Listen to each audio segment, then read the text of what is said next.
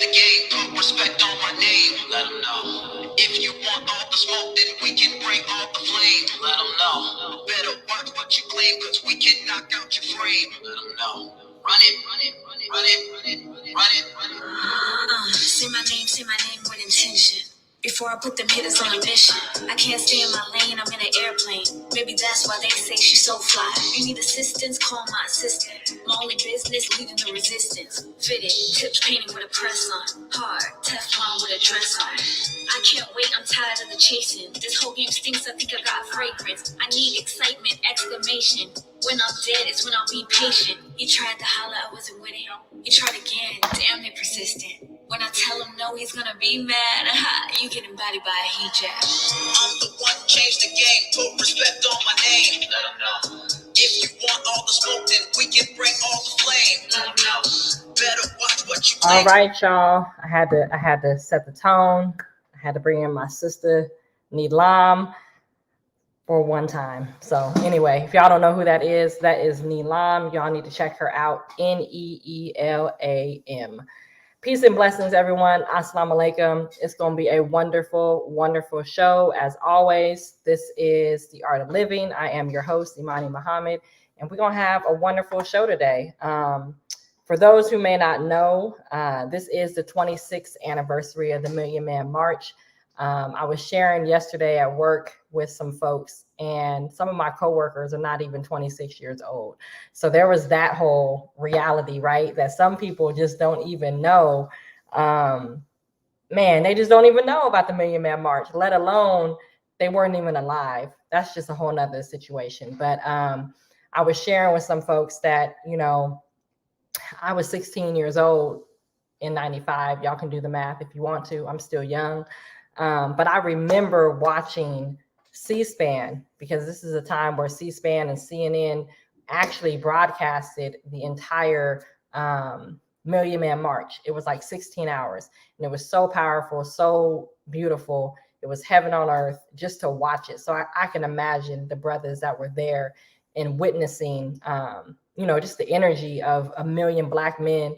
And there were some women there too.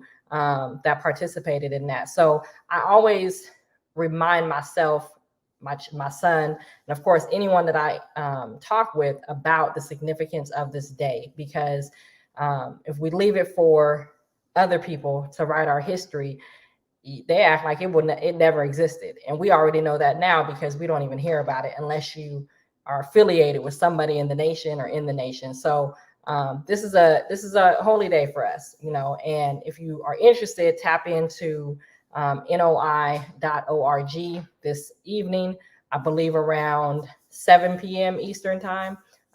They will be having a panel discussion to talk more about Holy Day of Atonement, what it is, and really, how do we move forward and continue the work of atonement and reconciliation in our community. So before we get started with our show today, I found this video, and it's pretty dope. It's only 2 minutes, but there's a brother that was a photographer at the Million Man March. And so I want to share this with you all because I think it's pretty awesome, profound. Bear with me, y'all, because I ain't never shared my screen when it comes to the show, but here we go. I think I know what I'm doing. Let's see.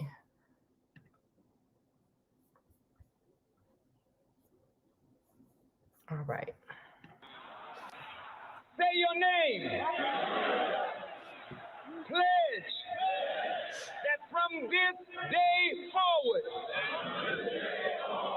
I will strive to love my brother. Anytime you have a crowd of Black people getting together to protest, there's an expectation that things will get out of control. And that was the message put forth in the media at the time. And in my mind, I was determined that that was not going to be the case, that the mall was going to live up to the intent, which was for reconciliation and atonement. Even up to the march, there was a whole lot of momentum. At the time, I was a prosecutor for the District of Columbia. We were training for mass arrest. I was in that office for 5 years as a prosecutor, and not once did we ever have training for mass arrest. We were training for the Million Man March, and I decided I wouldn't participate in the training. I decided I would get a new camera and 10 rolls of film and attend the march, and just started the process of taking photographs. The ancestors remind us, despite the history of pain, we are going on people who will rise again, and still we rise. Brothers and let's give it to Sister Maya Angelou. My intention was to capture and be able to tell the truth about the event. And you can make your own judgment. If you didn't have the technology, if you didn't have the camera, people would not be able to see the truth. So I wanted to capture the men in all of their humanity. I wanted to get their expressions. I wanted to try to convey their feelings, photograph as many as the messages that I possibly could, all of the wide range of banners and what the people were communicating. It was a glorious day. The sky was bright, blue, and sunny. I've never participated in a more glorious, peaceful gathering. To love my brother as I love myself. I would characterize the march as one of the greatest milestones of my life. There were Black men there from every state. There were young and old, blue collar, white collar, straight, gay, veterans, corporate America, students, everybody that reflected Black men in America, and the joy and the happiness and the brotherhood.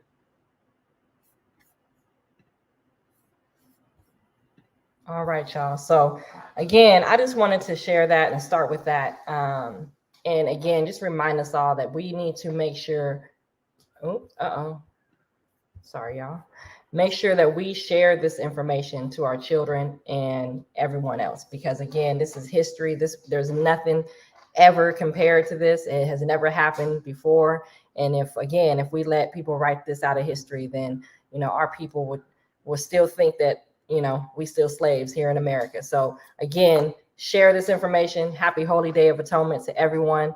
And I just want to, again, make sure that we make sure our holidays and our moments in history are recognized. So do your own research, go to noi.org.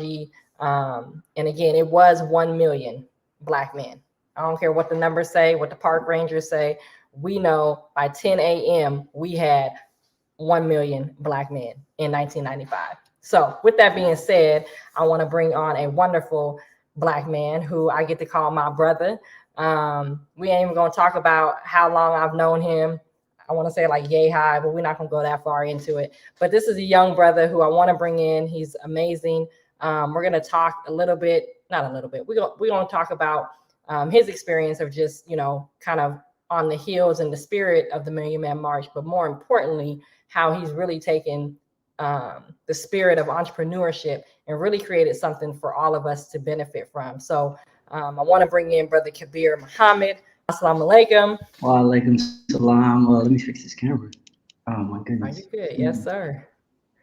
Excuse me. This is an honor to have you here. And for y'all that don't know, feel free to Google him, check out his website, Creditfixrr. But we're going to jump all the way into it. But of course, thank you for taking time out today, my brother, for just, for us to have this conversation on this day. Assalamu alaikum. It is an honor for me to even be on your show, on your platform. And I'm so grateful. I'm honored. I'm appreciative. And I'm looking forward to, just chopping it up. We didn't have any, questions pre-written or anything like that. So, and that's what I love, and very unique, right off the cuff, and just give people real authentic, me. And this is my first interview with anyone, so I'm honored and I'm thankful that you would even think of me to interview me. So thank you. Absolutely. Yes, sir. And for those that may be tapping in either live or listening later, I started this platform, The Art of Living, which is off of the title of my book, Art of Living. But the whole purpose of it is that I believe there's a formula to live life. I believe that many of our people and communities, we are just existing, but some of us have transitioned from just existing to actually living, and working on how do we thrive instead of just survive. And so when I saw what this brother has, y'all, I think this is one of the ways that we can get from just existing in this world to actually living in this world and thriving in this world. So, let's just start off with, I just kind of played the video of the Million Man March from the photographer point of view. One of the things that I thought was really powerful was that he worked for the city of Ohio, I think he said, and he talked about how they were planning for mass arrest on that day in 95. And he was just like, no, I can't participate in that. So, just kind of looking at what people expected to happen in 95. I don't know if you was 10, 1, 20, I don't know how old you were at that time, but just when you hear that and the history of what has happened in 95 and the Million Man March, how does that feel for you as a Black man, kind of witnessing that, even, from the videos or the pictures and just who you are? Well, first of all, I believe I was around, I want to say 10. I think I was about 10. I remember, seeing my father, go, and I vividly remember asking him, could I go? And he told me not this time.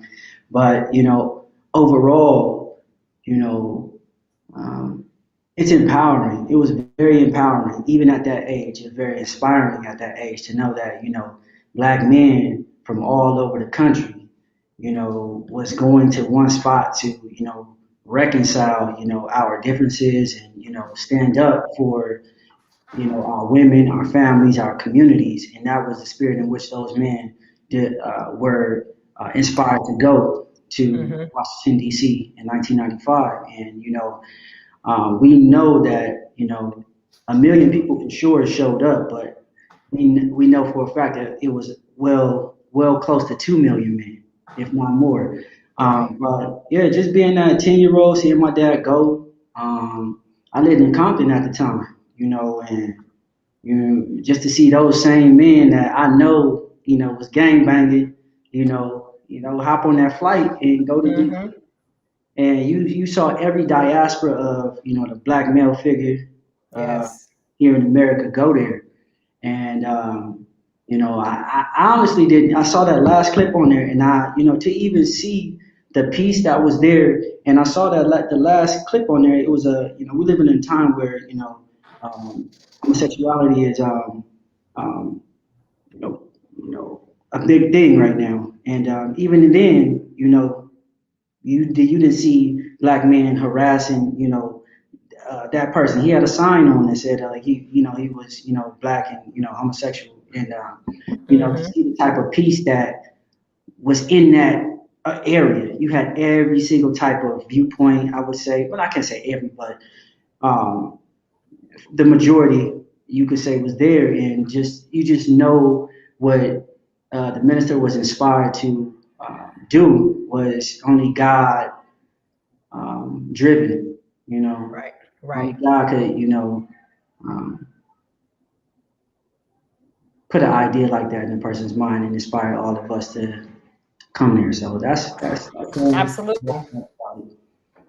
Yeah, that picture, he started with it and he ended with it, and it was pretty Mm, powerful too. And I shared, the other day I was talking, because I had the honor of going to the 10th anniversary of the Million Man March, so Millions More movement in 2005, and it was similar. You had the churches, you had the universities, you had the sororities, you had the fraternities, you had, you know all of our diaspora, LGBTQ, everybody was there mm, because the mission and the purpose was bigger. And I think mm, that's, for me, what you just said, brother, is why I think it's so important for us to always tell our story and our narrative, because people will always put a different spin on who organized it, who brought everybody together, put the labels on. And the reality is, if you were there or if you witnessed it or even heard from other people, it was a completely peaceful, environment. So, mm. and for me, that's why I started my business, Traveling Pillar. It was coming off of the Millions More movement. I came back to Portland and I was like, I got to do something that's going to bring people together. So I started, an online bookstore a couple of years later, but it was inspired by seeing the collectiveness and Black people coming together. I mean, it's like mini Savior's Days, for us. But I was like, that's Savior's Day on steroids when you talk about the Millions More movement or the Million Man March. So I guess for you, and then we'll kind of talk about, and actually you can have the segue into what you've produced in the software, but I want to just ask you, as a Black man, the words atonement and responsibility, right? Those were the themes of the Million Man March. And we know in 95, I don't want to spend too much time on the context, but we know in 1995, we had those movies coming out, Menace to Society, Boys in the Hood. And so the portrayal of Black men was such a negative, right? Mm-hmm. And so that was another reason why the call for Black men coming together was so important. And so around those themes of atonement and reconciliation, and for you, just kind of how have you, kind of taken some of that spirit of the atonement and reconciliation and responsibility and kind of moved into what you've been able to create and just who you are today? Kind of how do those three principles kind of work with you today? Well, it takes me to the term that we've always been taught in the nation, and it's do for self, mm-hmm. And you can't really do for self until you know yourself. And many of us, we have not known who we are, as people. And you mm-hmm. sometimes you're told who you are, but you don't accept who you are. And so you need to first atone with yourself, and forgive yourself and give yourself some grace, and ask God for forgiveness, because because one thing that the minister taught that I always remember is he said it's a sin to think too much of yourself, but it's also a sin to think too little of yourself. Yes. And many of us, I think that we don't value ourselves enough, and therefore we look to others to do for us what we could do for ourselves. But I think it all starts with atonement. And you atone and reconciliate with yourself and reconciliate with Allah, a God, and that enables you to truly find your power and find your ability to do that which you were born to do, which is mm-hmm. to grow degree by degree closer to God, and you start producing and creating just like He created you to do. But that's what comes to mind for me. Sure. And that's part of the reason why I created the software, because I went through stages of development. I went through the stages where I felt like I wasn't worthy enough to do certain things. I didn't feel like I was good enough to do certain things, and mainly that was due to my lack of experience, my lack of being just seeing what's out there. And it's interesting because I met you while traveling to Portland and living there for about a year and a half, and I was somewhat like a nomad, and so but those experiences that I gained, enabled me to see deeper into myself, being placed in different environments that I never thought I'd be placed in, allowed me to grow and figure out different parts of me that I would never have found out if I had not been placed in that environment and met people with different perspectives or experiences. And so I'm a firm believer of experiences are the best teacher, and that's true education by experience, not theory and reading out of a book. And it's so another thing that always stuck with me is that the Honorable Elijah Muhammad taught us that when you do a thing, he said you don't do things just for yourself. You do things for all in mind.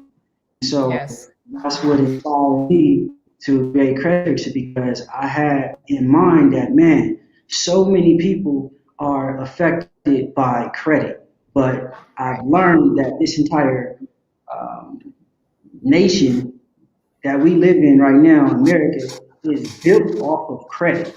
I mean, not built off of credit. We know what it's built off of from the beginning. This is Right. inception, but what it's ran off of today is credit. You Right. know, our ignorance about it has kept us subjugated to the lack of advancement, the lack of the abilities to, build our own communities and do for self. And so, with that in mind, I saw who benefited from it and who didn't benefit from it. And, Right. you know, initially I taught myself, how to fix my own credit, and then, once I realized that, well, I taught myself and I started my own credit repair company. And then I realized quickly that, man, I didn't really want to do credit repair because it took a lot of, management, Right. so, those experiences, kind of grew me into, you know, growing these ideas and, to like produce something for myself, number one, because like I said, we've always been taught to do for self and or suffer the consequences. And now Right. we're living in a time where many of us are forced to do for ourselves, and it's literally happening at this very moment where people Yeah. are, due to this, virus, COVID-19 virus. Um, many people aren't, getting vaccinated and don't desire to get vaccinated. Right. And I truly believe that this is their right and should not, no one should be mandated to put something in their body that they don't know what it is, number one. Right. And um, so, yeah, I mean, people are quitting their jobs or getting fired because they refusing to follow that mandate, which is not a law, number one. Right. So it's Right. just a mandate. So Exactly. Exactly. So so real quick, we got somebody in here from Kenya. So shout out to Kenya in the building. Thank you for tapping in. Absolutely. I just had to stop and say thank you for that. I actually went to Kenya last year. Okay. Actually, this year I got back in January of this year, and Kenya is a beautiful place. And I try to tell people, please go to the continent of Africa, because if you Yes. think these other countries in Europe or Caribbean, if you think those are beautiful places, I promise you, go to some places in Africa and you'll be amazed. Okay. Went to Dar es Salaam the year prior, which is Tanzania. That's how they pronounce it there. And when I tell you the water was beautiful, I mean the animals, oh man. But I don't want to go. Okay. When I'm ready to travel, I'm calling you because I need to know exactly where to go. Absolutely. So you mentioned credit, and you mentioned how credit, and I know a lot of times we don't really know what what credit is, and two, how to use credit. So for the viewers that listen, because I think our relationship to credit is credit cards, right? You turn 18 and everybody gets a flood of credit card applications.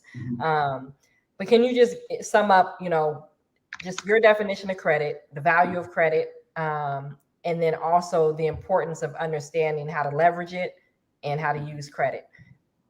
Whew, man, I'm gonna say it like my brother Umar in Yoga. Cliff note version. Cliff note version. You would say that credit is your life Okay.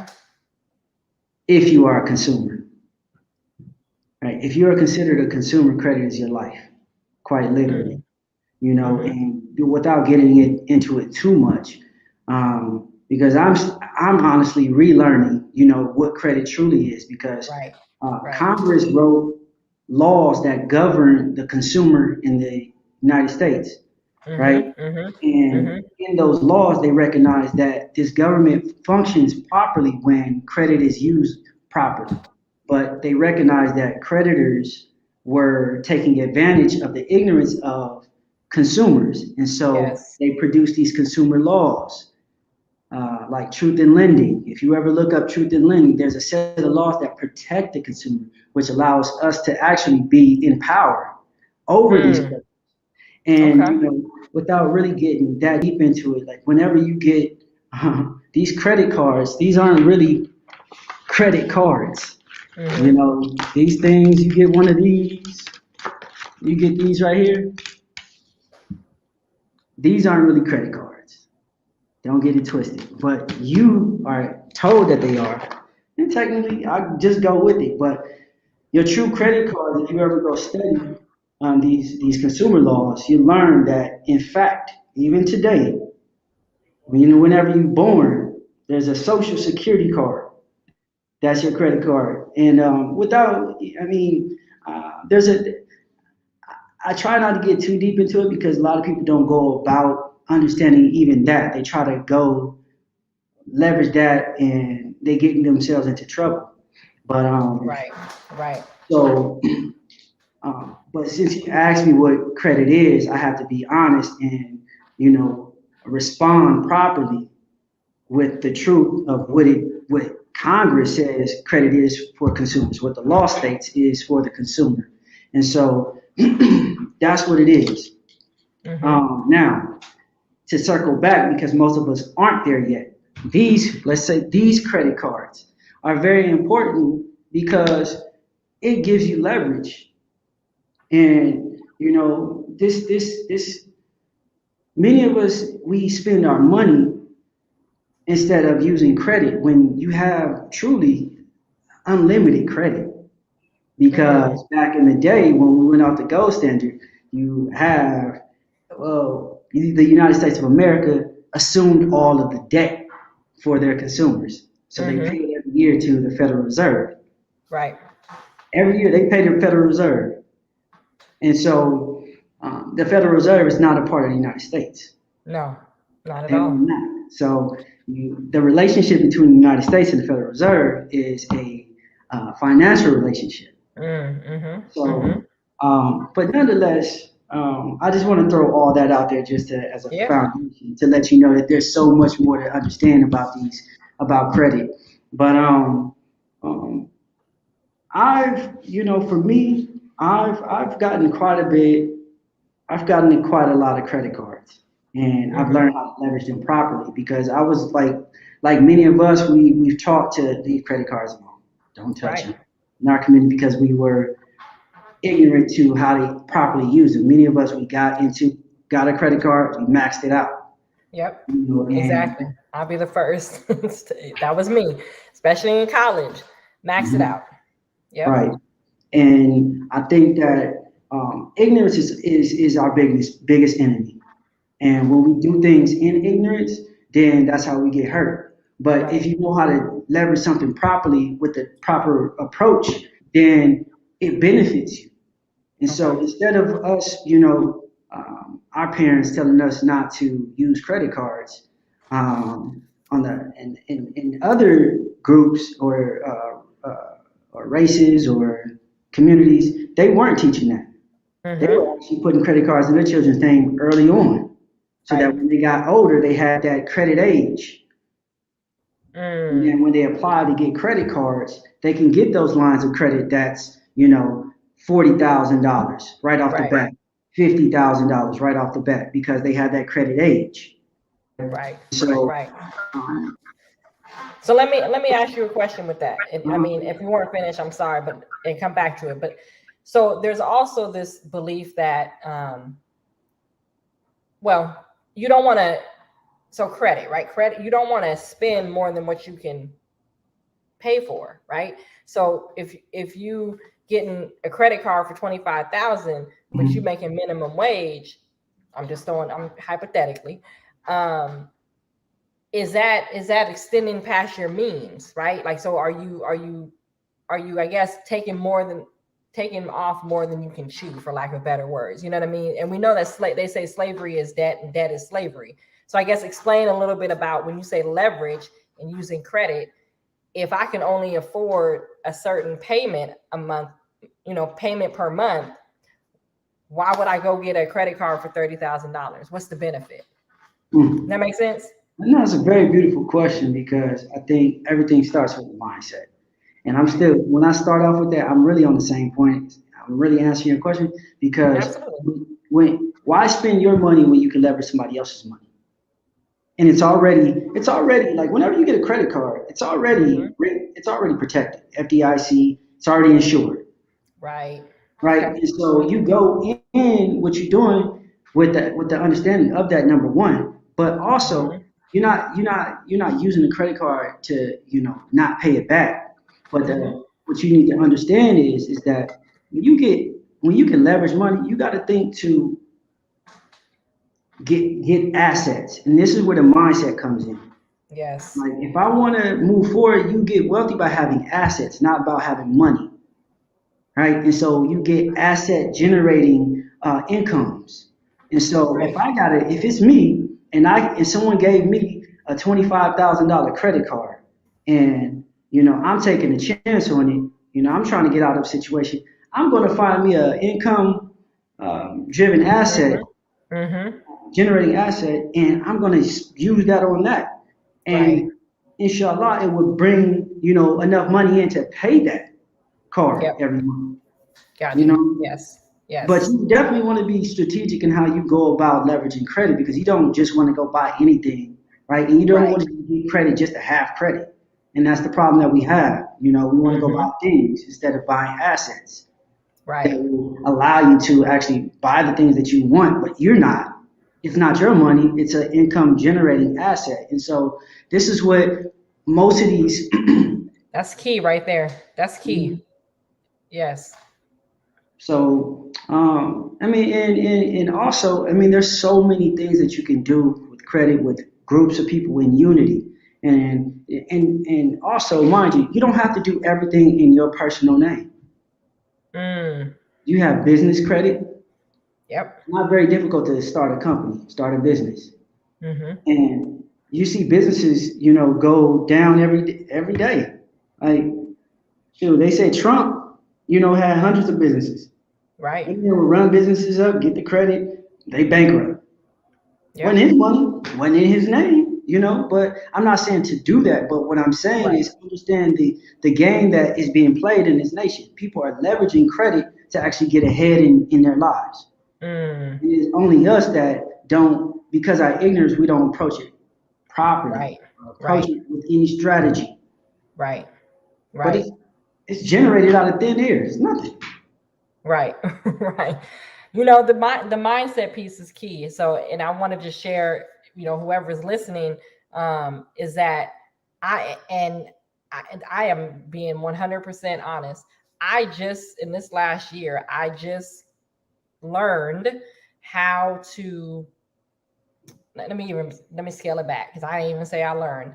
I am just now starting to understand my personal relationship with money, finances, currency, and credit. Like just now, and I'm not 21, y'all. So I say that to say that it took a different mindset shift in order for me to understand how to save, what is investing, what does it mean to rent versus buying, right? Assets versus liabilities. Like I'm just learning that now. I didn't learn it on my own. I joined BWO and studied under Chris Cole, because I'm not afraid of getting a mentor and a teacher. But literally a 2-week course to before I even jumped into learning investment and savings and the stock market, day trading, and anything like that. It was 2 weeks of mindset. And so the brother mentioned mindset, and I just wanted to like emphasize that, because like you said, when you get credit or if you're using other people's money, it should be for assets, right? Not liabilities. And so the value of that point that you just made, I hope it didn't go over anybody's head, because that is so key. We get money and credit to go buy physical things, right? We go buy the new shoes, the new car. I mean, let's keep it 100. We go buy things to look better, but not mentally better, right? Like we don't do those asset audits. So I just wanted to name that, because I think that that is so key, especially for our people and our young people. Leveraging credit to bring in income in, not leveraging credit to just go buy the latest iPhone, right? And again, that just goes back to mindset, and shifting your mindset. That's important. And I like to add this. Anytime you use your social, they're leveraging your credit.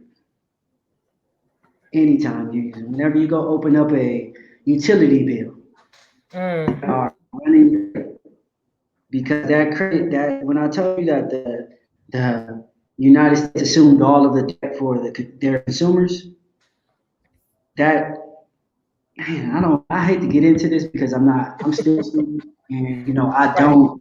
I know what people do sometimes. They like to run with just a little bit of information, and they think they have all of it, and then they go, Right.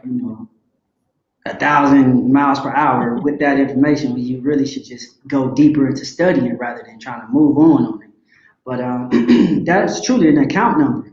So they run that and access your account to, Absolutely. but, Absolutely. but yeah, Yeah. so anytime you use that social anywhere, just know that a consumer credit transaction just occurred. That's what it's Yes, called. sir. Consumer 100%. credit transaction. Yep. I Car. mean, and I'll be the first to tell you, I just purchased a house. Been blessed to buy a house. And when I had to turn my power on, when I had to turn the water on, when even the internet, I think it was, they asked me for my social, and back in the day, we were like, why do you got to have my social? And now you got to give your social for everything. And it's exactly what the brother said. It's an account number. There's a credit reporting agencies. I know for a fact that there's over 144 credit reporting agencies, but most of us only know the main Mm, three, which is you only know Equifax, three. Union, Yeah. and Experian. But the Mm, the fourth main one is actually called Innovis. But most of us only know of those credit bureaus. They're not considered bureaus. There's no name in these federal laws that call them credit bureaus, but um, there's one called NCTUE. NCTUE. If you go to that website, those are the people. That's the company that houses your utility information. So when you go in to get, let's say a T-Mobile or something, or a gas mm-hmm. people, what have you, and they handle a lot of your personal data as it relates to your utility bills. So nctue.com, I believe that's the website. They'll let you know right there. But you've never heard of this, but it's just us being ignorant. Right. But one thing I do want to say about that, as a consumer, I mentioned earlier that you are empowered because Congress literally is protecting you. And they said that, you got to understand the relationship is that these creditors and these credit reporting agencies assume the right, well, the credit reporting agencies assume the right to report information about you. The key word is assumed the right. Mm, Didn't mean that they had the right, but you as a consumer never told them not to or to do it. You just never knew it was happening. But mm. and so what happens is they never called you and say, Sister Amani, may I collect this information about you Right. and actually report it to, Mm-hmm. creditors and sell it to them, sell this your personal information to them.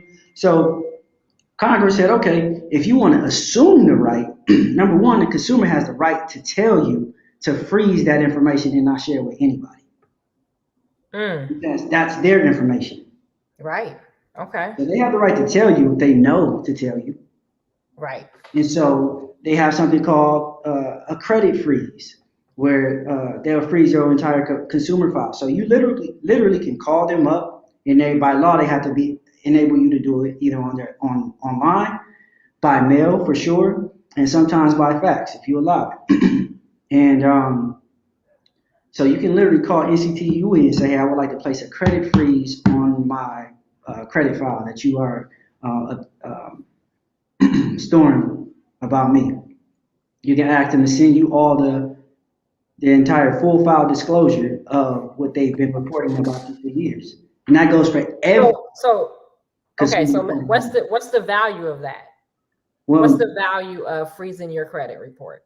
okay, so let's look at this scenario. So a lot of times when you go in, let's say you have a derogatory account on your credit report with the Mm-hmm. main three that you know about that you call credit Mm-hmm. bureaus. Um, and you make a dispute and it comes back verified.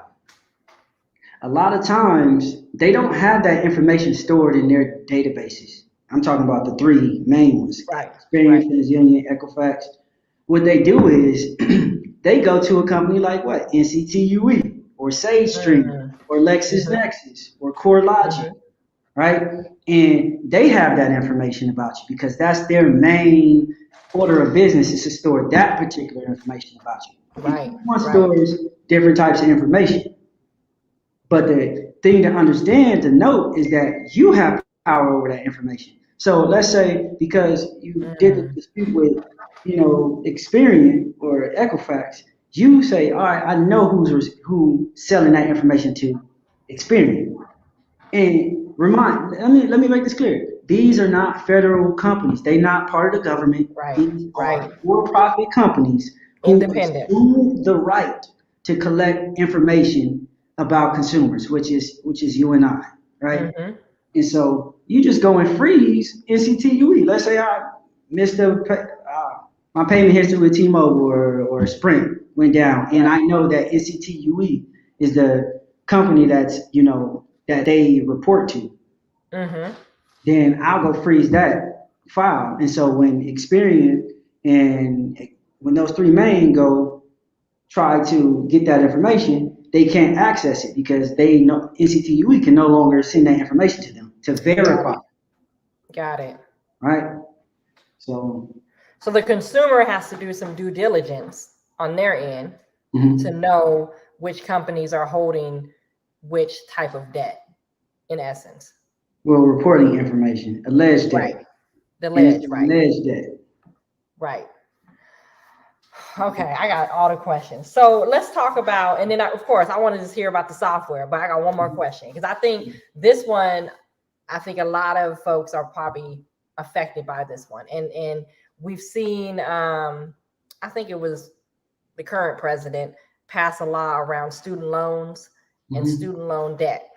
Right now, I don't know the number right now, but I'm sure there's a lot of us listening, including myself, took out student loans for school. The loan might have only been 20 grand, but because it's 20 years later, you probably owe like, I don't know, 50,000 now, 60,000 in student loan debt. Again, I know you're not offering financial advice, right, but in terms of just your own process and your own testimony, how have you handled student debt, and what would you recommend in terms of what people should look at when they look at their student debt and how they should look at it? That's a good question. I actually was gonna say something that I did, and I'm not, but but number one, you are the original creditor. That's something that you need to really understand and know. A lot of times you give over your. Number one, you are the original creditor. The credit is extended to you, and you look at these student loans. There's no definition in Truth in Lending or FCRA where they define the term loan. That's number one. Okay. And so you ask yourself, like, how did this consumer credit transaction turn into a loan? And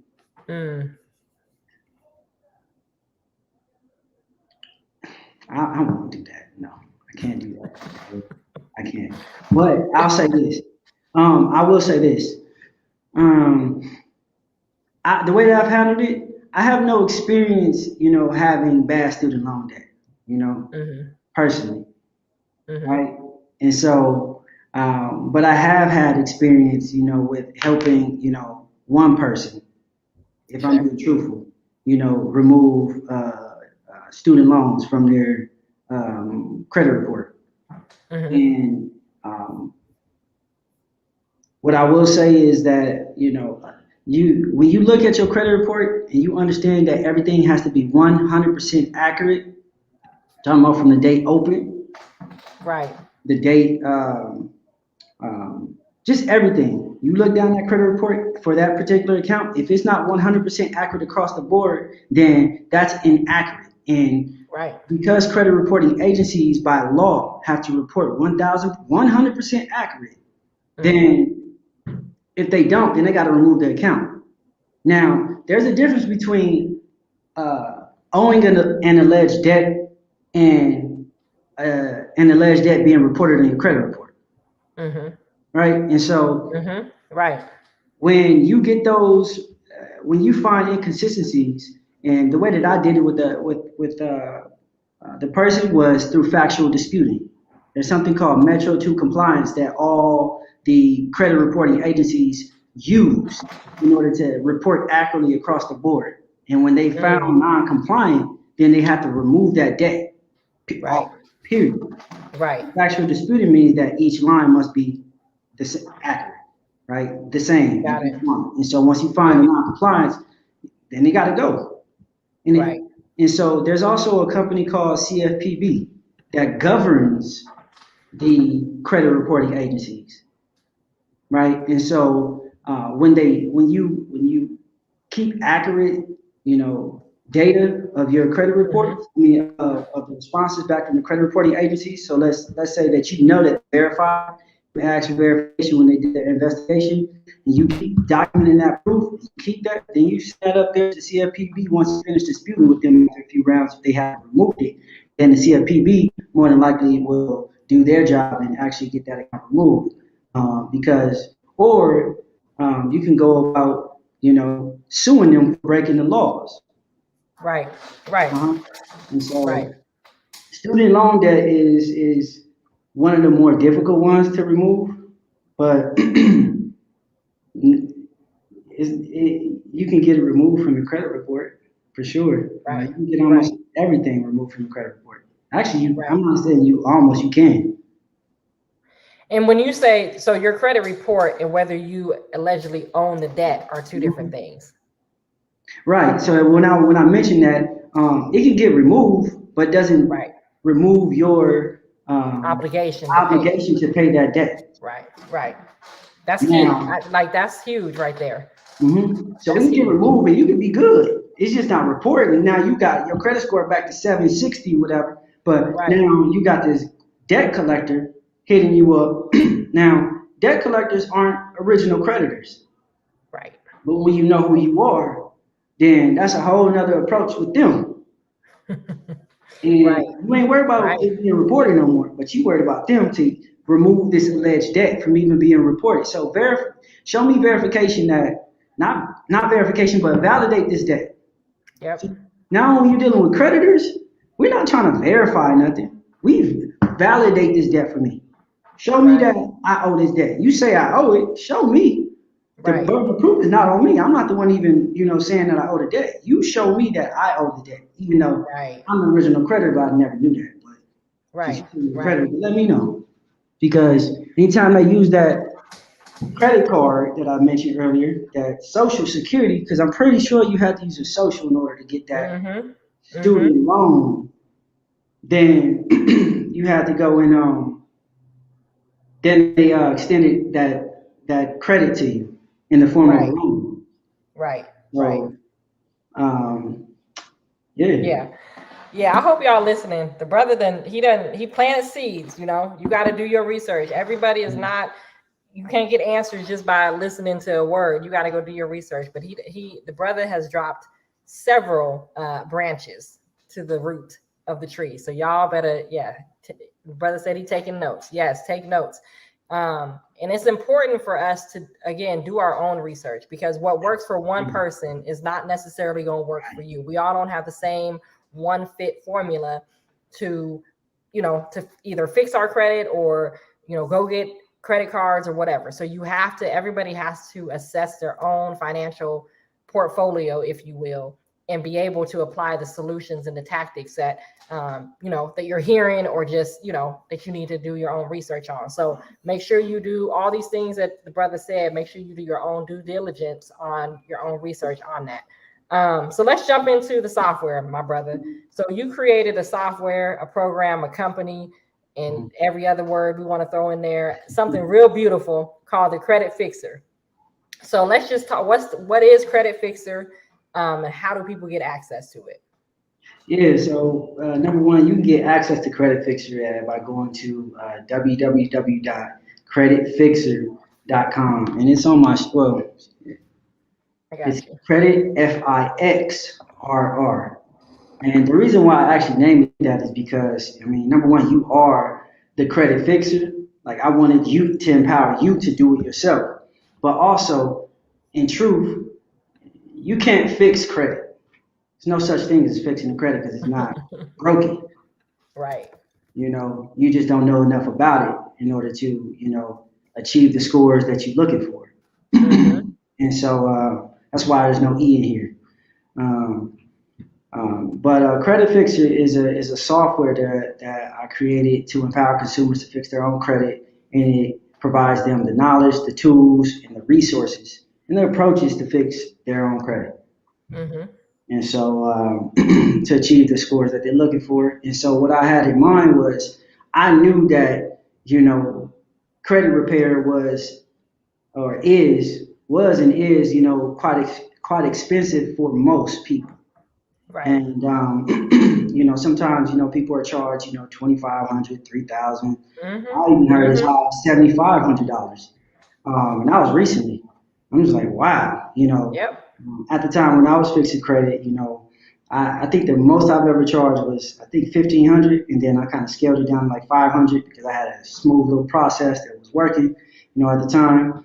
And I say at the time because things shift. Credit reporting agencies, they get a hold of a certain letter or whatever the case may be. Right. Right. Um, but that's not even a big deal anymore. But but yeah, I created the software and I saw that once I started fixing credit, I was like, it's not that hard. It's really not that hard. And I see people, paying they last just to get their credit fixed, and then sometimes not getting the results that they're looking for. And it's like, Mm-hmm. wow, you Right. know, um, wow. I'm sorry, I got a text message from my son, but um, they don't get the scores that they're looking for. So I felt that, like I mentioned earlier, Messenger always taught us that when you do something, you think for the whole. I saw that, man, these people don't have to be charged that much. Right. And so I said, you know what, let me create something that would enable people to, learn about credit. That way, once they learn about it, they can do it themselves. And then once they do it themselves, they can go and empower somebody else to fix their credit, which is normally like their family, and Yes. then their Yes. community. And then they start their own company if they want to. But the whole idea of it is like when you got one person that got all the knowledge, then that's that one person, Mm-hmm. and it doesn't benefit enough people. But if you got that what's in that one person and all the other people, then it makes Right. life easier for more. You Right. enable more people to empower others, and so that was the goal of the software. But I wanted to make Mm-hmm. sure that I had the right approaches, right tools, right information. While I'm doing it, I'm still a student. I'm still learning. I'm still adding tools. I'm adding new approaches. I'm adding, the diaspora of quote unquote credit repair. And when I say that, I mean that you have some people who really just use Metro 2 compliance to dispute with the credit reporting agencies or the debt collectors. Then you Mm-hmm. got some people that use the administrative process. And what that is that's like sending debt validation letters, cease and desist letters, affidavits of truth letters to dispute with debt collectors and credit reporting Mm-hmm. agents. And shout out to the Bureau Bullies and iTruth Law. Yeah, man, much respect to all those people. So I had to give them a shout out for sure. Um, Yes. so if you ever want to learn the administrative process, definitely reach out to iSelf Law and the Bureau Bullies. Big shout out to them. But also to circle back to what I was saying, then you got those people who do the general disputes, 609 Mm-hmm. letters, 611 letters. And so what I did was with the software, I decided to incorporate all of that into one software, but not incorporate it all to where it's just so difficult to understand, you know. Right. Right. So, pretty much I incorporated everybody to be able to come into the software. So whether you dispute with just Metro 2 or you just use Mm-hmm. the administrative process or you use the ordinary, I don't want to say ordinary, but the, the general dispute process with the credit reporting agencies and debt collectors. So All that's in the software, and yeah, that's how I approached it. So if somebody wants to join, right? Are they joining? Is it a one-time join? Are they paying a monthly subscription?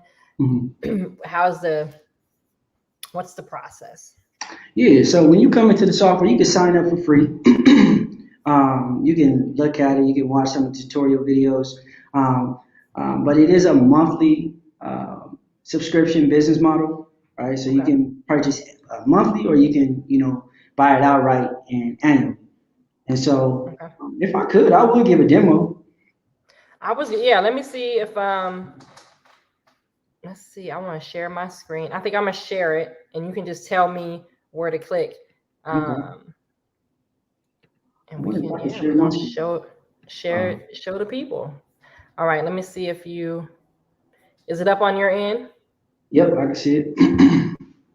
So yeah, this is software. Go ahead and click login. Do you have login?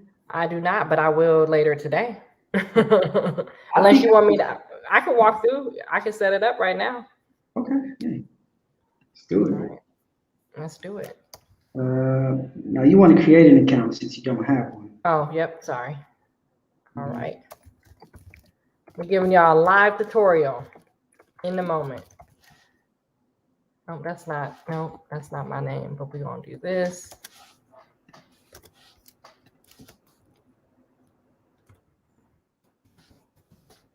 So it's free to sign up. And then let's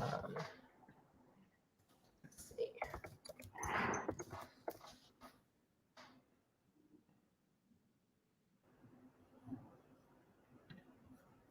So now you want to go to your Gmail or wherever your inbox is. Okay. Not sure if you want to show the internet your email, what have you, but nope. It's still on the Creditfixrr right now? Yeah, it's still on Creditfixrr. Okay, perfect.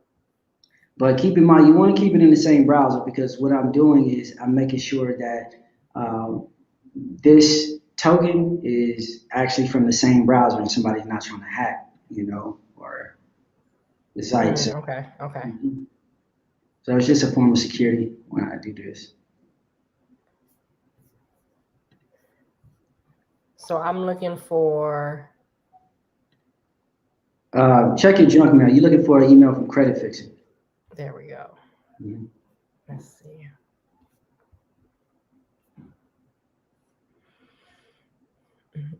Promotions, maybe. Nope.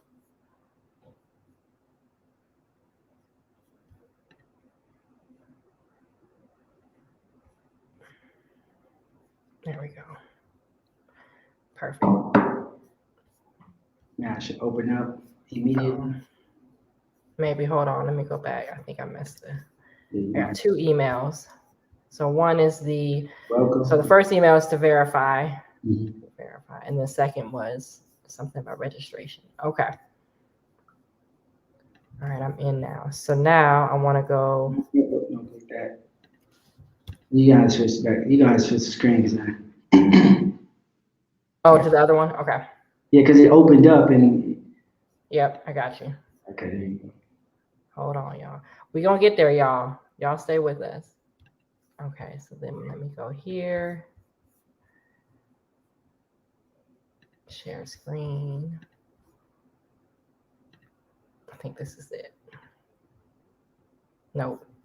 Yeah, this is it, I think. Or you want me to go to. Log in. Just go. No, this is it. Yep, let me log in. There you go. There it is. Okay.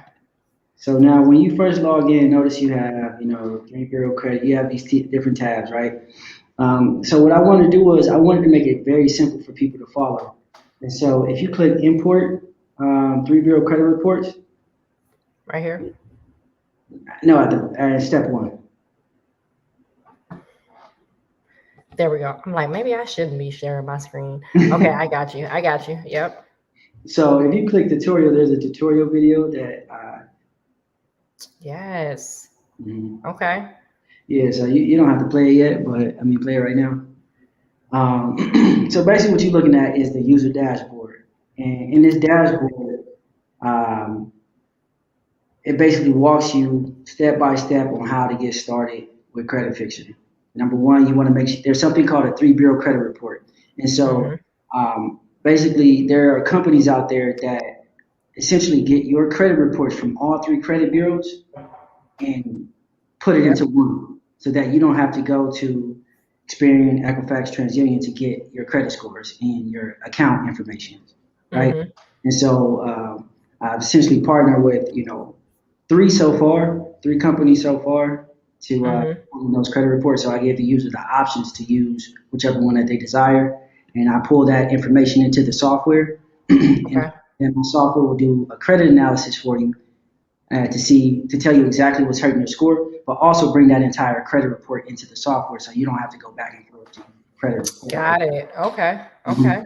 So if you click add 3-in-1 info, yeah, you just click. If you don't have an account with, right here, you see these 4 tabs: it's Smart Credit, My Score IQ, My FICO. So far, if you click My FICO or My Score IQ, I have yet to integrate them yet, but Smart Credit and Identity IQ, you can.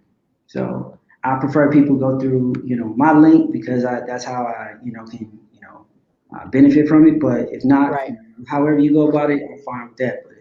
Because the goal is to actually. Okay, so let me ask you. So right here, Identity IQ. So if I don't have a login, I would go here. Correct. Sign up. Perfect. Okay. Yep. And it'll take you right to the site. Okay.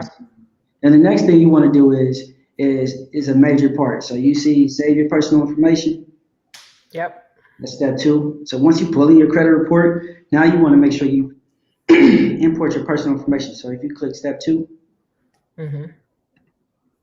Again, it comes with a tutorial video that breaks it down. Perfect. Okay. And then you want to click update personal information. Now this is just your basic information. You just input that, and this you'll one of the problems that I wanted to solve was having to write your name in all these letters that you send out. You put your personal information one time, you never have to worry about your information having to be imported into your dispute letters. So it's okay. So the next thing you want to do is, once you do that, you want to go to, you see where email is at the very top right corner? Right here, yep. You want to click that. And then go to profile. And so you see where it says click SSN update? It's where contact information is. Okay, yes. Right here, yep. Click that. Now you can input your social in it. Like just put 5 random numbers. I mean, just type in any type of number. Now all this information is encrypted on the server, so nobody can see it, nor can myself. But when you save it, it's gonna get encrypted. And so once you do that, you close it out. Once you save it. Okay. And then notice you have these documents on here, these uploads that So in order to verify who you are when you're disputing, because you got to keep in mind, like anybody can dispute on anybody's name if they just send it in, right? You got the address. Right. You need proof of identification, and so these are considered forms of proof. So you have your driver's license, proves like your identity, your social security card. That's mainly general too. But sometimes people have their driver's license, but it's an old driver's license, so they know it's you, but the address is off. So you send an address verification, which could be a utility bill or if you click that button right there where it says don't have any of these, I added that so that the pop-up screen will show up and it shows you like what forms of identification you can use to validate who you are. So do you need all 3 or do you only need 1? You just need 2. 2. You need 2. You need 1 of each. One to validate your address and 1 to validate your identity. Okay. Yep. So from there, if you go out back to the dashboard, you can click the home. Yeah, there you go. From there, once you pull in your credit report, once you update your personal information, you go to the step 3. Now, if I showed you this, you'd be able to see how it'll flow a little bit better. But if you scroll down, there's something they call view credit analysis. That's what I was telling you. When you Yep. import your credit report, it's going to automatically analyze your credit report, and it's going to show you all the derogatory items, the inquiries that's hurting your credit. So you don't have to sift through your credit report and figure out, okay, what's wrong, what's hurting, right? It gives you a Right. better idea of like, this is that, this is what the situation, these are the problems. This is why your scores are low. And then from there, if you click generate dispute letters, oh, before you do that, scroll down. This is considered the dispute letter tracker. And so anytime you create or generate a dispute letter, let me circle back because this is why this is so important. Because maintaining data, maintaining the records that you've sent out to the credit reporting agencies, the debt collectors, has been one of the biggest problems that people have. They receive the letters back or responses to their dispute, and they don't even remember like when they sent the letter, what Right. date it Yep. was, or what letter it was, right?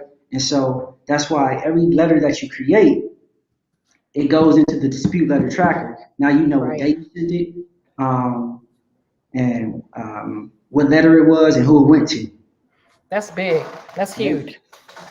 And Yeah. what I'm also adding is, many times when you send out your dispute letters, you want to get them notarized.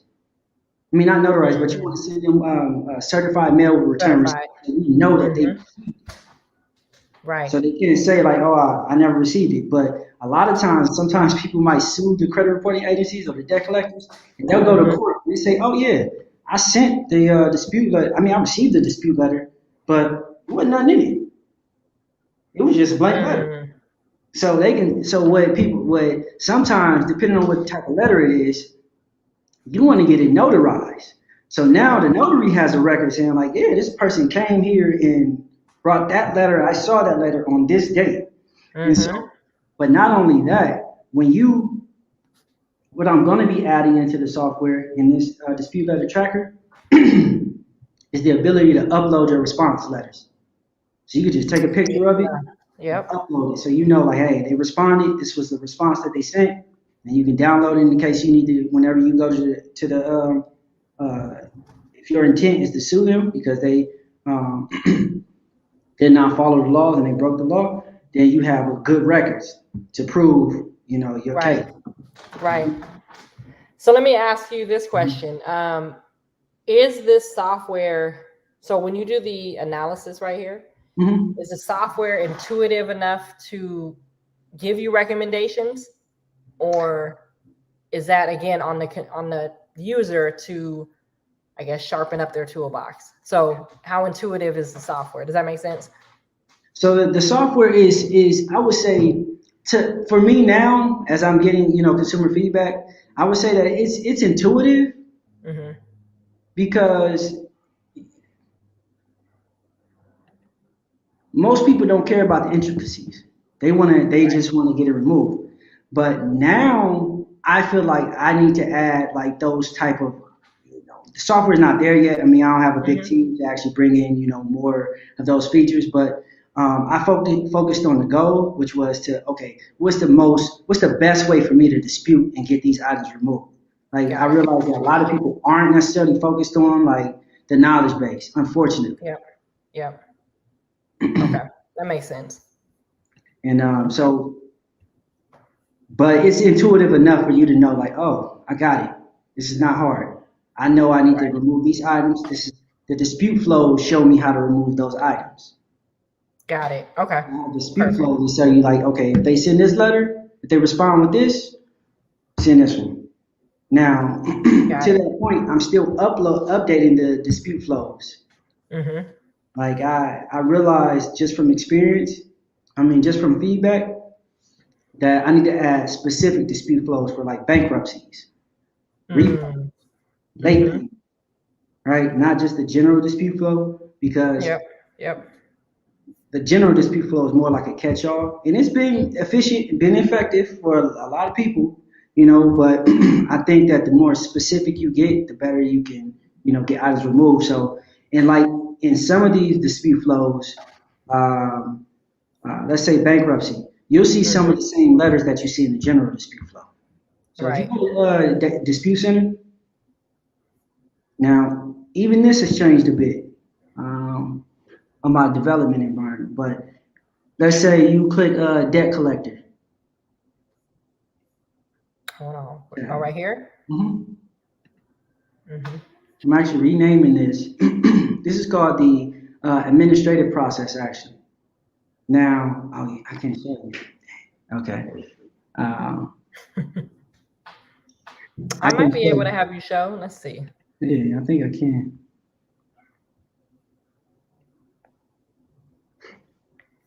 I don't know. Maybe. Let me see. I think I got to do it. Share screen. Yeah, let's see.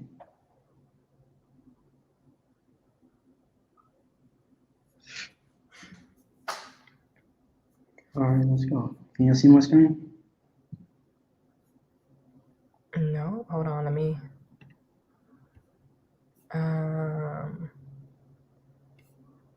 There we go.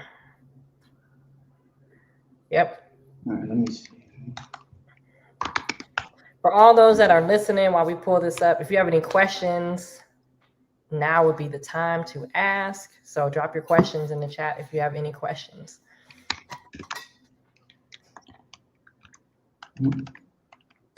This is extremely, extremely helpful and so valuable. So I just want to say that. Oh, it's not on there.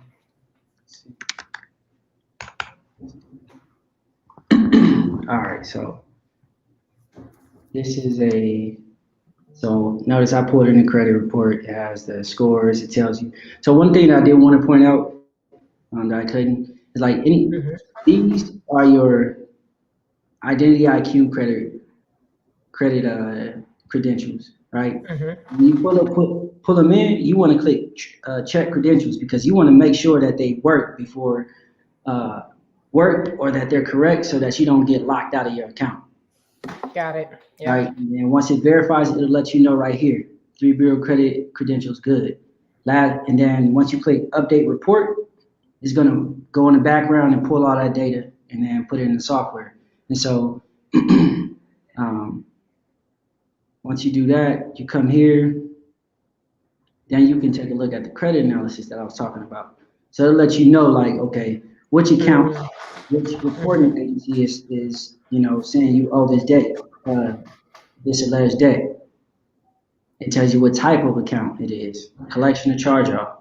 Then it tells you like inquiries, right? Right, but again, I told you it'll bring in the entire credit report. So it'll tell you bring all the accounts. So you can click on the account and it show you, right? It tell you if you got public records like bankruptcies, repos, inquiries, derogatory. Yep. It says repo, right? So you go here, and then, well, since I'm on this page, so every dispute letter shows up here, and you can also edit your dispute letters, right? You can edit them. Let's say there's a name spelled wrong, and let's say do this, update the letter. Oh, now you can go back and check and see if it got updated. Oh, it did. Okay, perfect. Now you can download your dispute letter. So if you want to go to your local post office, you could do that. It's going to download the PDF form. Yep. So there it is. It's going to tell you the name of this is the cover page. It's going to tell you how to send your letter. All right. Tell you what address. This one's going to Equifax. And then this is your letter. You just print this out. There's your proof of identification right there. All right. Now, not only that, you can also send your letter certified mail directly from the software. And this came about, I actually didn't know you could do this until like the pandemic occurred, and I was like, that's a problem I got to solve. And so some people can't leave Mm-hmm. their house, some people don't want to leave their house. So I was like, okay, and by the click of a button, you can send this certified mail. So I don't think I got the live key. Yeah, yeah. So the live key is no. Let me see if I can update it. Let's see if this works. Certified mail. It's a duplicate key. Yeah. So this is like a test. This is not the real server, but For sure. There's a yeah. question. There's a question in here. So someone said that they have the software, and they have a name change. So they said, will that affect anything in the process? Where's the name change? Is it for your ID? I'm not really understanding the question that clear. Yeah. Is it a name change on the website, or yeah, like you said, or on the ID? Because if you need to update your name, you can change it here, and store it. Right, right. Do that.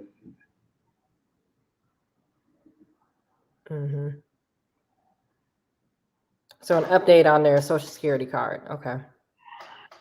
Okay. I mean, if it's updated on your social, then you just re-upload your social, and then you also send. There's a letter that I have right here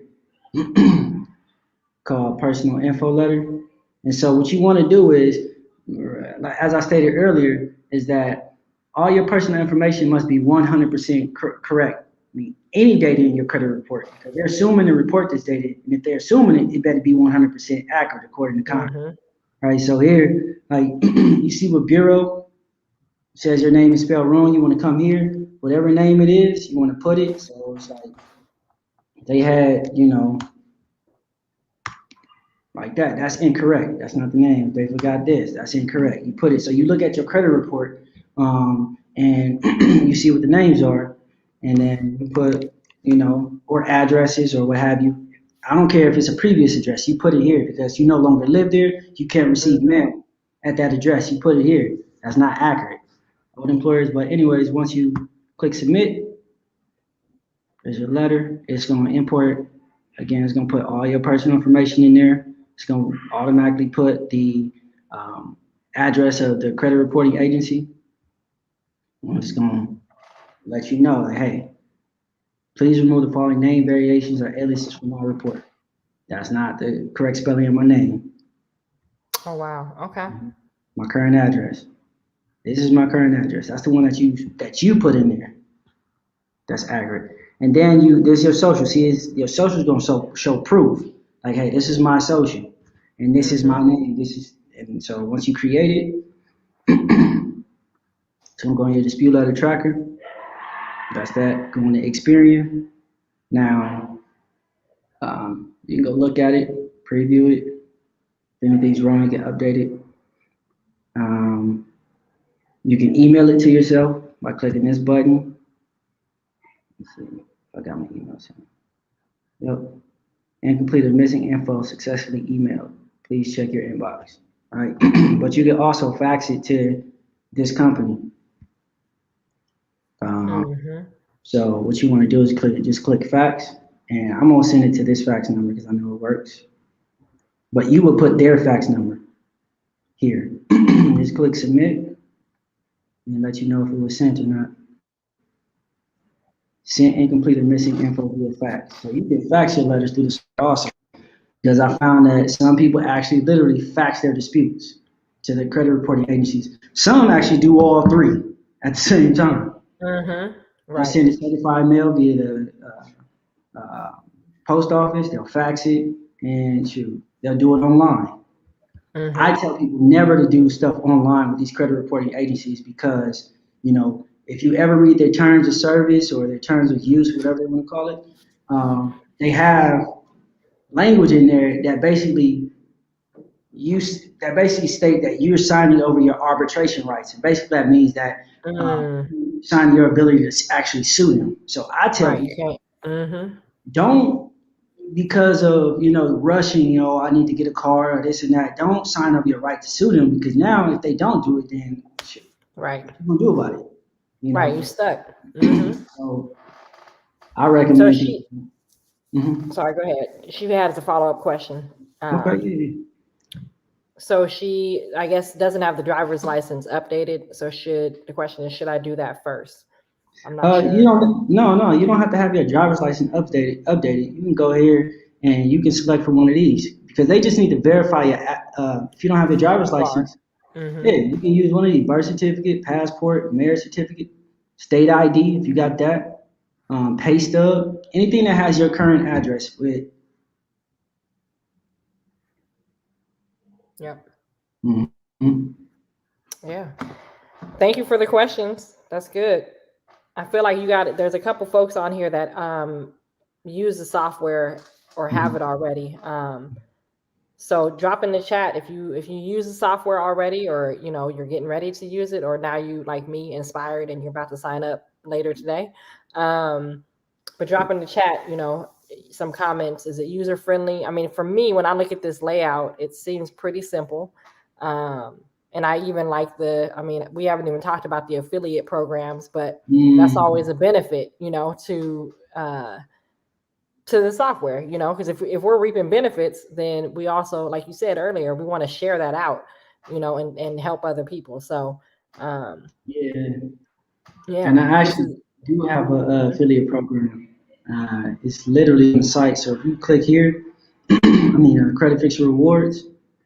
It's an affiliate program, and you just go ahead and put your information in there, and then you'll have your own Mhm, dashboard. You can see track everybody who's actually went through your affiliate program, um, and everything. So mhm.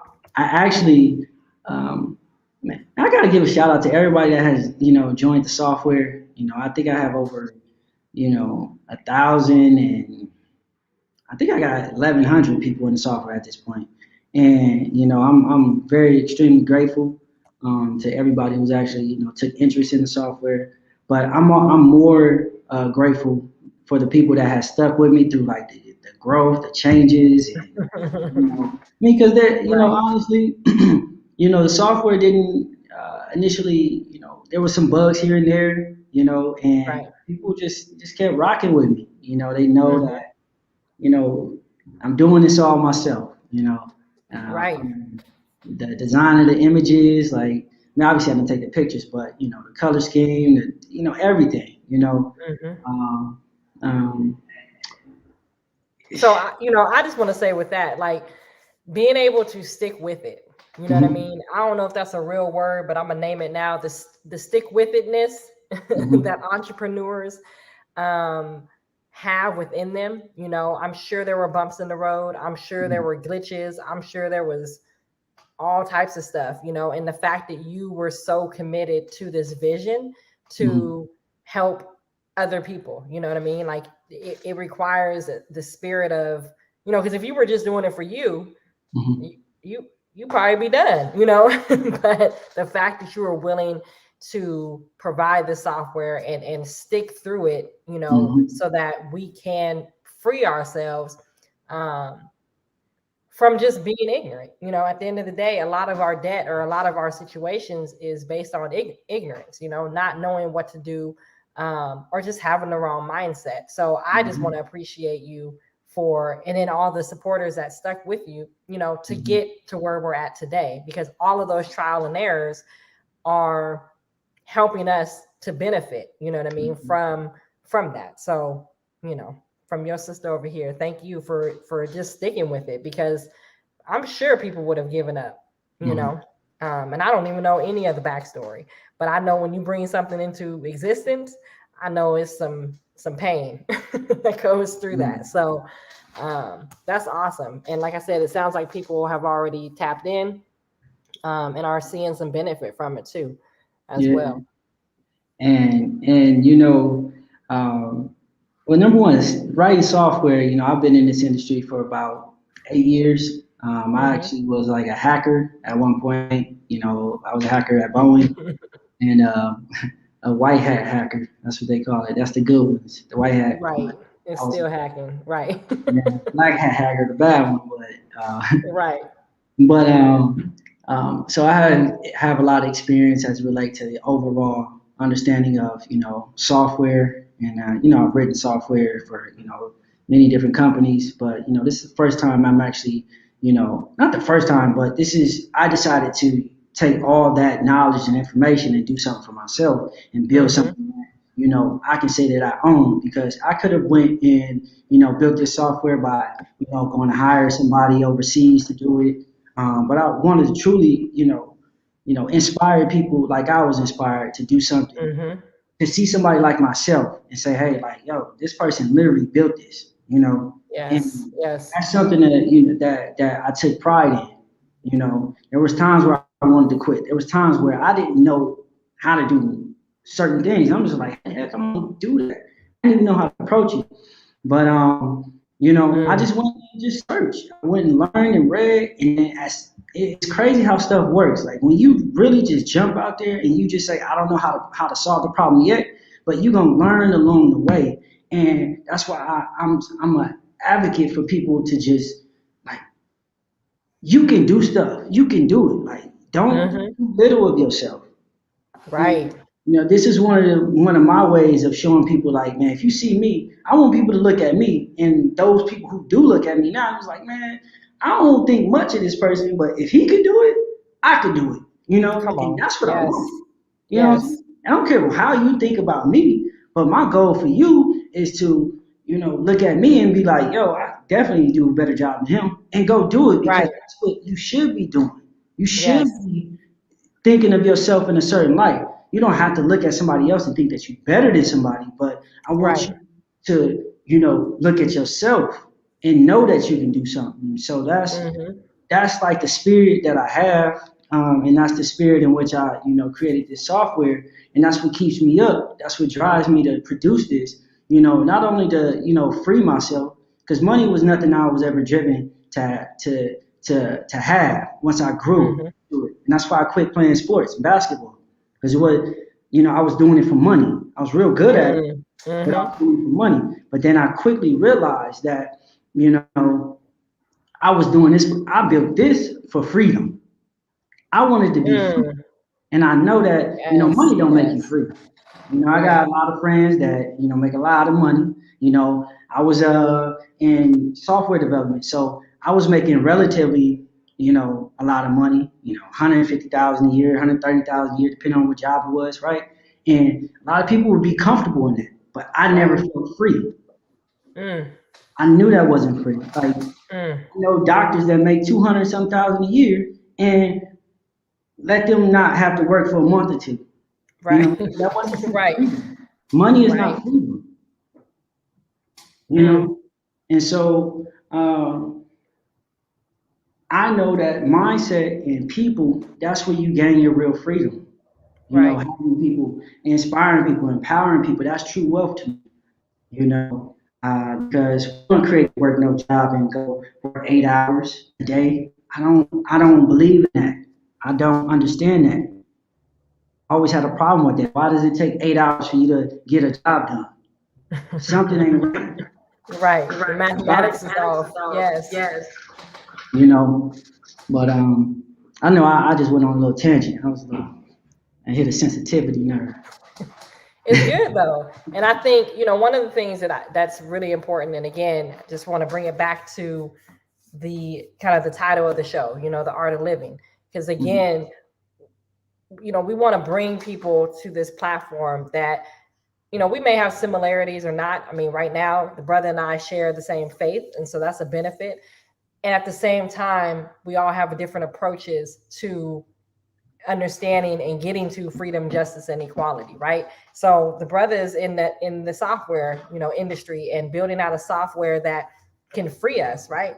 I'm not interested personally. I'm not interested in finances, but I will get a software and make sure that I have my credit right, and so just I want to speak to, or just name, it's so important for us to align with people that may not think like us, may not be in the same field of study as us, because that's how we grow and that's how we benefit. Like the brother said earlier, the whole, right? So like me by myself, I can only do so much, right? But connecting and partnering up with a brother that's doing this piece or a sister that's doing another piece, that's how we all, get on that path of true freedom, right? And it does take all of these avenues and all of these different type of disciplines, for lack of better words. Like, we have to study all these different areas to get to true freedom, and the biggest piece, from when you look at statistics of, I'm just naming some stuff out here, y'all, but divorce rates and arguments and all these things and not being able to succeed, it's wrapped up in finances and not having a true understanding of finances. And again, not understanding debt and how to leverage credit. And so I think what you're doing is so powerful. It brings up so many different types of conversations that can spring from this type of discussion. And at the same time, people can actually get one step closer to freedom, right? And so that's a win-win for everybody. And it's powerful. I definitely, people should know me by now. I can sit up on here all day and have high vibrational conversations, but I know we all also have obligations and things we got to do today. So for the last couple minutes, and again, if anybody has any questions for the brother, he is here. He told y'all this is his first official interview, although he's been doing this for a while, y'all. But this is his first official interview, really around the software and just kind of going deep in it. So if you have any questions, drop them in the chat. And as we see or wait for folks, what's the next level for Creditfixrr? Like, what's the next for you? Yeah, so I wanted to hit on the updates, and well, number one, I have another version I have another software. It's called Creditfixrr Business, and that's for entrepreneurs and credit repair companies to fix credit for their clients. And so okay. I intend on launching that second week of November, towards second week of November. So I'm working on that diligently, along with making updates for Creditfixrr. There's I'm updating the dispute flows, adding more tutorial videos, and more in-depth explanation on how to go about your dispute process. So that's I'm adding those updates, but also I'm uploading the fax feature. I've updated that. That should be today, God willing. But also languages. I'm from LA, so I grew up going to school with my Hispanic brothers and sisters. So I got so much love for them too. So and I want to say this. Although I'm a black man and I built this software, the software is designed for everybody. It's not. It's extremely inclusive. Like I just wanted to make sure that people know that somebody like myself from Compton, California, Come on. could do something like this, because they don't. A lot of times we not highlighted in that area, and not that I care about that, but I want those of us who are in these areas, that goes with black, brown, the downtrodden, to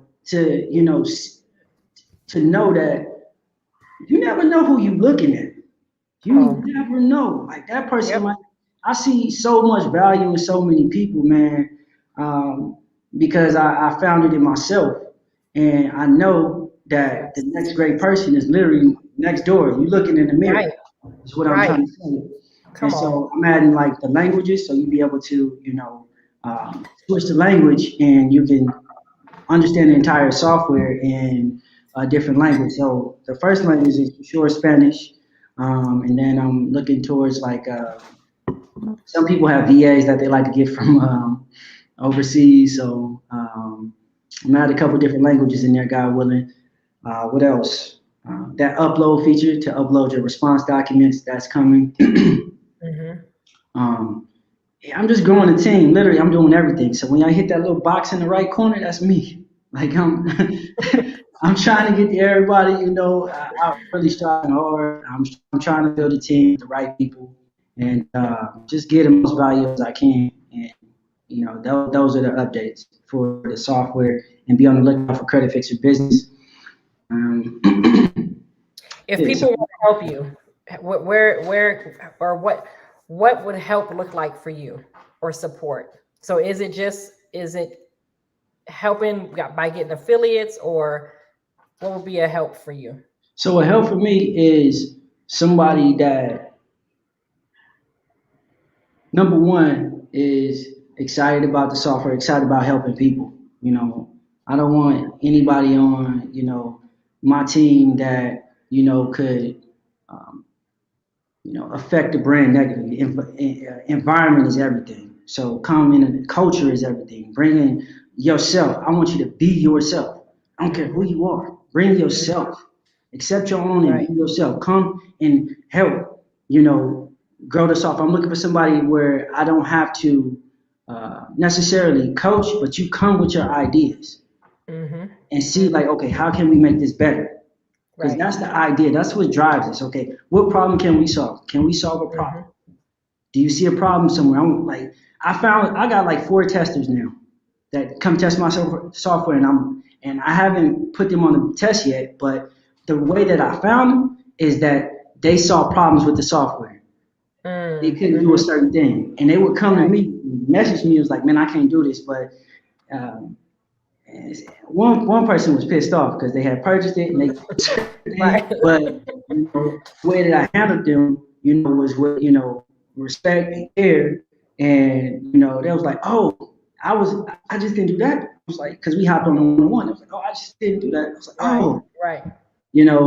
and oh, wow, I got people on here. This is what it was. Oh, damn, I gotta share my Oh, screen. I got you. Come on, bring it back. Yeah, You let want to me share share the my screen one more screen. time? Yeah, this Yep. is important.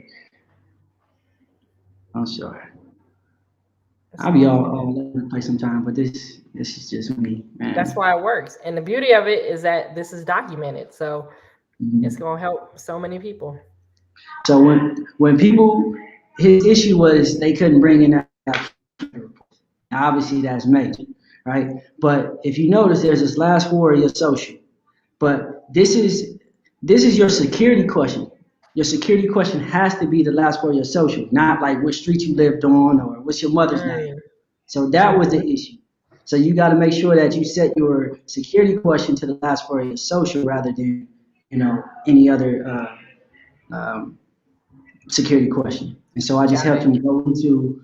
I Mm-hmm. didn't actually do that, but you know, once I handled him with that, showed him that, then he saw just little issues, and then he would come to me and let me know, hey, this is wrong. Just letting you know, blah blah. And I was like, bro, you want to be a part of my test team? I'm Right. like, yeah, I'd love to. So uh, just people like that, seeing problems, Yep. bringing them, and then or bringing a solution to the problem. Right. That's the Right. kind of mindset that I'm looking for. You don't have to learn, you don't have to know everything, but be willing to learn or figure it out. You know, Right. and Absolutely. Absolutely. And then how can people, I know you have the Instagram Credit Fixer, you mhm. have your personal Instagram, but what's the best way if people are listening and they were like, yep, I want to help you. What's the best way to contact you? Because it's certainly not going to be the website. I mean, it can be, but if you answering everybody's And customer it's not service, Instagram either, because man, I got flooded, man. I didn't know that this was like that, man. To be honest with you, because I ain't really into like being seen and stuff. Like I'm behind the computer most of the time, but very humble. Yes, very it's, humble. that Instagram got crazy quick. I must say, it's like messages I've been trying to get to, but I would say hmm, Instagram and my damn, I don't want to send that email either. Just Instagram. Just hit me on it. I'm gonna have to Yep. Credit I'm gonna have to get somebody Fixer. that will go through that. But yeah, Instagram. Yeah, there you go. There's a need right there. Hmm. Filtering them emails. Yeah. Yes. So, well, thank you, Brother Kabir. Of course, as you know, it's always an honor to just reconnect with you. I think this has been extremely helpful, extremely beneficial for the viewers that watch live. And of course, it will be up on the YouTube channel so we can share it out. And I just, encourage us all to tap into the software. We know we all need it. So just make sure we support the brother. Don't overwhelm the brother because he said he doing it all. But also let's help, be of support one another. And again, you don't have to be the expert, but being a support can just be, stepping in and say, what can I help you with? But this is a beautiful thing. Do you have any last words or anything you want to close out with before we log off today? Yeah, I really want. Last thing I want to say is, well, first thing, I'm so honored to be on this show, this channel. I love it. Um, you know, I was talking to somebody and I told them I had an interview today, and it was like, what's the name of the interview? It was like, is it big? I was like, I'm not sure, but I'm honored to be on it because you never know. I don't care whether if it's small, you know, you never know what that's going to turn Right. out to be, you know. And I treat it just the same, Everybody Absolutely. looks at stuff on the outside of things, and think what you're looking at is better than something that's might seem insignificant, Right. And Come so on. I treat it just the same, and I'm just so honored to be on this show. It's my first interview, and I'm so humbled and grateful. But what I want to leave with is to people, like, really look at yourself and understand that you are the solution to the problems that you see. You literally are the solution to the problem, and money is not our problem. Ignorance is our problem, and we think that money solves our problems, and in some ways it does. It solves certain problems, but if you ever want to make money, stop trying to make money and start trying to solve problems. But we think that we work because we think that money solves our problems. But the way you truly solve that money problem is by seeing a problem and making a solution to that problem. Right. And Right. that is one of the things that clicked for me. So, and that's why I say, if you want this type of culture that I have, see a problem, figure out how to solve a problem. You never have to worry about any money, because money is really insignificant, honestly.